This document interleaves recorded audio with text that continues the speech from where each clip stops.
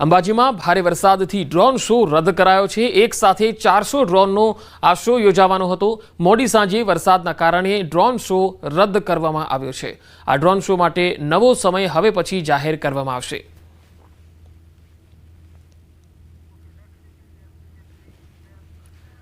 સાબરકાંઠા જિલ્લામાં વરસાદી માહોલ છે। મોડી રાતથી જ જિલ્લામાં ધોધમાર વરસાદ। જિલ્લાના તમામ તાલુકામાં વરસાદ પડી રહ્યો છે। નીચાણવાળા વિસ્તારોમાં પાણી ભરાઈ ગયા છે।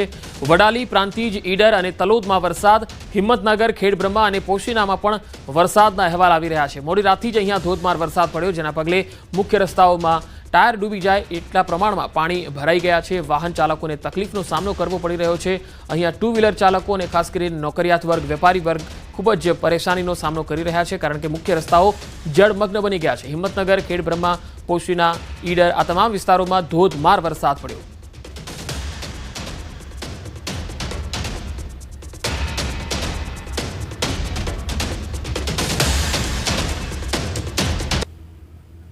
તો હિંમતનગરના ગોરવાડા નજીકનો ડીપ બ્રિજ પાણીમાં ડૂબી ગયો। આ તસવીરો જુઓ।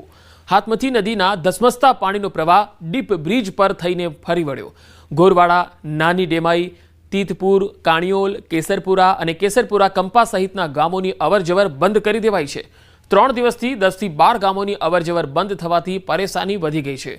પૂરના પાણી ઓસર્યા બાદ વાહન વ્યવહાર માટે રસ્તો ખુલી શકે। ડીપ બ્રિજ બંધ થયાને લઈને સ્થાનિકો હવે પરેશાન થઈ ગયા છે।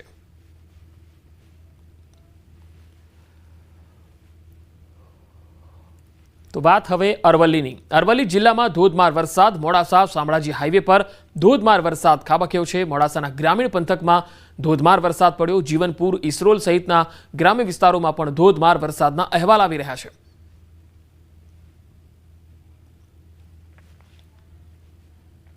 તો ઉત્તર ગુજરાતના મોટાભાગના વિસ્તારોમાં વરસાદ છે। હવે વાત મધ્ય ગુજરાતની પણ કરી લઈએ। વડોદરામાં ધોધમાર વરસાદથી મુખ્ય રસ્તાઓ પર પાણી ભરાયા છે। વડોદરા શહેરના રોડ રસ્તા પાણીમાં ગરકાવ થઈ ગયા। સયાજીગંજ, જેલ રોડ, દાંડિયા બજારમાં પાણી ભરાઈ ગયા। અલકાપુરી, ગરનાળુ પર પાણી ભરાઈ જવાના કારણે બંધ કરી દેવાયું। રાત્રે વરસાદથી શહેરના અનેક વિસ્તારો અને જગ્યાઓ પર પાણી ભરાઈ ગયા છે। તસવીરોમાં તમે જોઈ શકો છો। વડોદરામાં પણ રાત્રે ધોધમાર વરસાદ પડ્યો અને તેના કારણે મુખ્ય રસ્તા જળમગ્ન બન્યા છે। વાહન ચાલકોને સવારે નોકરીએ જવા માટે પણ ખૂબ તકલીફનો સામનો કરવો પડ્યો।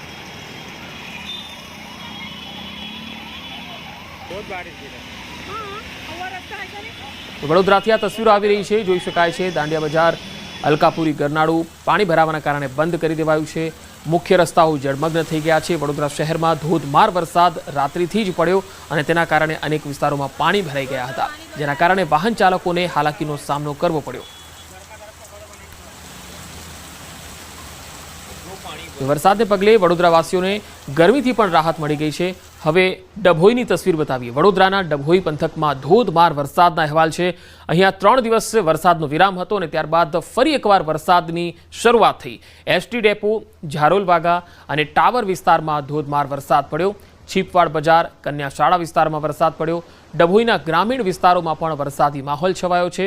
થુવાવી, ફરતીકુઈ, વેગા વિસ્તારોમાં ધોધમાર વરસાદનો માહોલ જોવા મળ્યો। તો વડોદરા શહેર જ નહીં પરંતુ જિલ્લાના ગ્રામીણ વિસ્તારોમાં પણ વરસાદ છે। હવે શિનોરની આ તસવીર પણ જોઈ લો। વડોદરાના શિનોરમાં રાત્રે ધોધમાર વરસાદ ખાબક્યો હતો। અહીંયા ગાજવીજ સાથે ધોધમાર વરસાદ ખાબક્યો।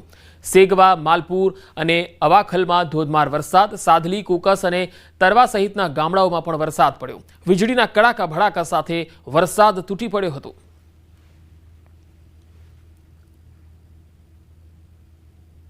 તો મધ્ય ગુજરાતના લગભગ તમામ વિસ્તારોમાં વરસાદ છે। હવે સુરતની વાત। સુરત જિલ્લામાં વહેલી સવારથી જ વરસાદી માહોલ। 2 દિવસના વિરામ બાદ ફરી મેઘમહેર થઈ। કામરેજ, બારડોલી, ઓલપાડ અને પલસાણામાં ધોધમાર વરસાદ પડ્યો। માંગરોળ અને ઉમરપાડા, માંડવીમાં પણ ધોધમાર વરસાદના અહેવાલ છે। સુરત જિલ્લામાં વહેલી સવારથી જ વરસાદી માહોલ જોવા મળ્યો। વધુ માહિતી મેળવીએ। સુરતથી સંવાદદાતા કેતન પટેલ મારી સાથે જોડાયા છે। કેતન, સુરતના ગ્રામીણ વિસ્તારોમાં કેવો માહોલ છે? જે પંકજ ચોક્કસથી વાત કરો, ગુજરાત સરકારના હવામાન ખાતાએ દક્ષિણ ગુજરાતના સુરત જિલ્લો, તાપી જિલ્લો, ડાંગ જિલ્લો, નવસારી જિલ્લાની અંદર ઓરેન્જ એલર્ટ આપ્યું છે. તદુપરાંત પણ 4 થી 8 તારીખ સુધી ભારે વરસાદની પણ આગાહી કરી હતી, જે અંતર્ગત સુરત જિલ્લામાં વહેલી સવારથી જ મેઘરાજા મન મૂકીને વરસી રહ્યા છે.